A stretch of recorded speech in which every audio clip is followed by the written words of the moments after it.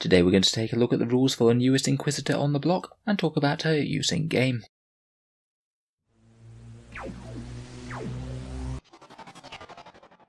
Hello and welcome back to Auspex Tactics, the strategy focused 40k channel where we're all about getting the most out of our miniatures on the tabletop. In today's video we'll take a look at the rules for Lord Inquisitor Kyria Draxus with her new rules from Psychic Awakening Pariah. We'll talk a bit about what she brings to the army for her 80-point price tag and how I think that she's best used in game. I must say I do think that her model is really quite fun. I like a little dragon familiar and shuriken catapult that she's borrowed from an Eldar. Every inch a very radical Xenos Inquisitor. If you are thinking about picking up a copy for her, then she's on sale for £16 from Element Games in the UK, and you can find a link to that down in the video description if you're interested. So Lord Inquisitor Kyria Draxus is an HQ choice for the forces of the Inquisition, and her rules are in Psychic Awakening Pariah. She's power level 4 and will cost you 80 points to field in 8th edition, although I'm pretty certain that this will be going up at least slightly in 9th edition, as it does appear that the characters from the same book, such as the Demonifuge Ephrael Stern, is also going up. With the Imperial Agent rules, she's actually really quite easy to include in any Imperium army. Basically you can include her in any battalion, patrol or brigade detachment, where she doesn't take up a slot, and it doesn't break any detachment or army special rules, such as chapter tactics for Space Marines, or army-wide bonuses such as Tides of the Warp or combat doctrines for Grey Knights or Space Marines. The Imperial Agent rules are the same as the Assassin's ones, so it's basically a choice between an Assassin or an Inquisitor if you want to field them this way. And you can of course include Inquisitors as Inquisitorial Vanguard detachments for 3 command points, or as an auxiliary support. In general though, I think that joining one of those core type detachments is probably the best way. Profile wise, she isn't too bad for an Inquisitor. She's got a movement of 6, weapon skill of 2, ballistic skill 3, strength and toughness 3, 5 wounds, 4 attacks, leadership 9 and a 3+ save, which is further augmented by a refractor field for a 5+ invul. So not enormously fighty or hard to remove. 4 attacks and 5 wounds are pretty nice, but only toughness 3 isn't massively impressive. In terms of her war gear, she's armed with Dirge Singer, that relic shuriken catapult, and also a power fist. As a Xenos Inquisitor, she has the Quarry special rule, which means that she re-rolls hit rolls and wound rolls against all Xenos armies, which is going to give her some pretty reliable melee damage against them, and certainly amps up that shuriken catapult as well. Obviously this is only relevant against a certain subset of armies, but with Necrons on the rise, then we might see a little bit more Xenos in the future. That relic shuriken catapult is 18-inch range, it's assault 2, strength 4, AP 0 and damage 2, and if you roll a wound roll of 6+ for the wound roll, then it gets an AP characteristic of -3 instead, so sort of like a bit of a rending rule. To be honest, I wasn't expecting her to be able to do that much damage in the shooting phase. It's kind of incidental, but every so often she might off an elite infantry or something. We all know what Power Fists do in close combat. Should be striking with 4 attacks hitting on 3s, strength 6, AP -3, damage D3. Should be good to kill a Primaris Marine or 2, or puts about 2 wounds on average against a standard toughness 7 vehicle.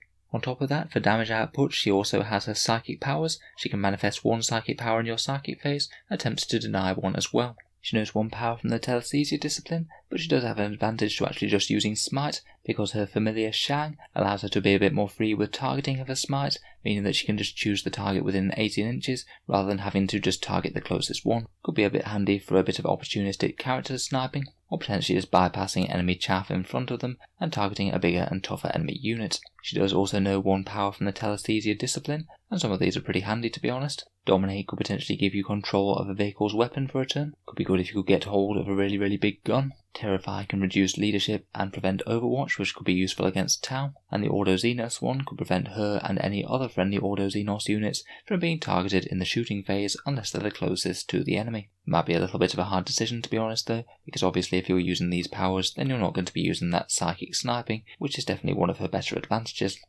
In terms of buffs that she gives out to nearby units, she has the Unquestionable Wisdom rule as most Inquisitors do, meaning that all Imperial units can use her leadership when they're within 6 inches of her, buffing them up to her own very good leadership of 9. Could be particularly handy if you're using some lower leadership Imperium armies, such as Admech Skitarii or forces of the Imperial Guard.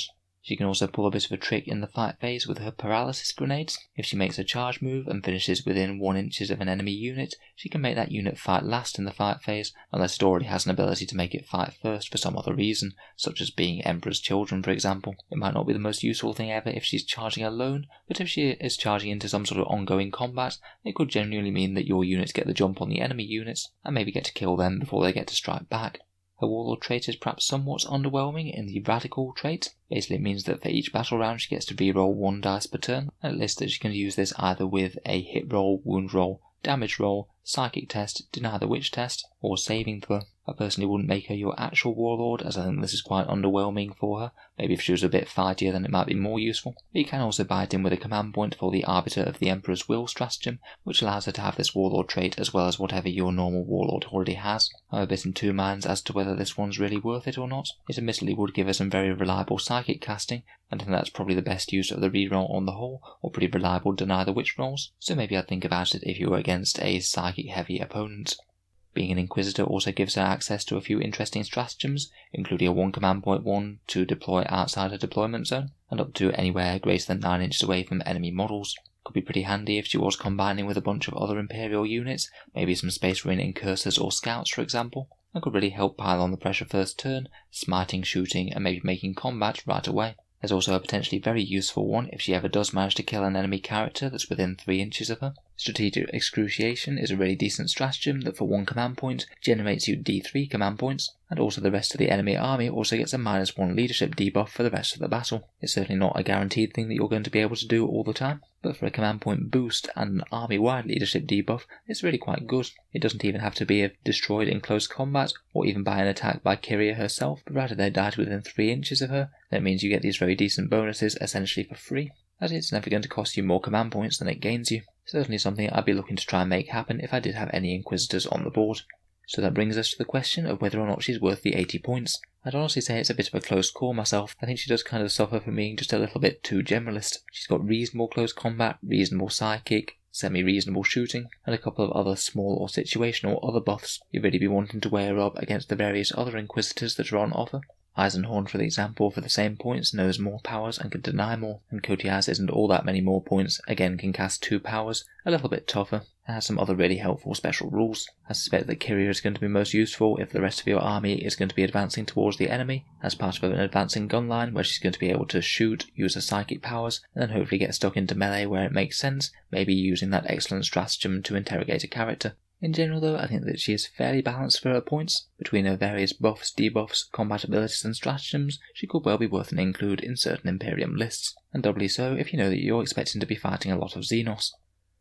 Let me know your thoughts on her down in the comments below, particularly if you've had a chance to get any games in with her yet. If you've enjoyed the video, then feel free to subscribe to Auspex Tactics, where we'll be covering the rest of the new rules of 9th edition as they come out. If you were looking to pick up Kyria Draxus, then I do have that Element Games link down in the video description below. She's £16 for anyone who's in the UK. If you buy the character miniature, or anything else on the Element Games web store for that matter, then a small amount goes to help support Auspex Tactics without costing you any more whatsoever at time of purchase, so it can just be another way to help support the channel on things that you might have already bought. I do have a very similar link for Amazon in the USA and Canada. Again, basically if you click through in the link in the video description below, whether you buy Warhammer 40k or any other things through Amazon, a small amount of the money goes to help support Auspex Tactics, and it doesn't cost you any more whatsoever. In any case, a massive thank you for listening, and I'll hope to see you guys next time.